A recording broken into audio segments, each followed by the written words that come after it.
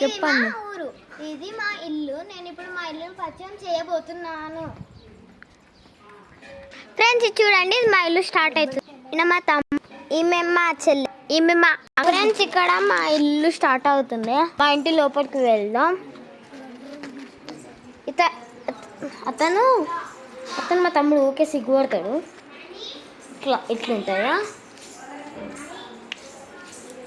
Next ఇదంతా bedroom friends.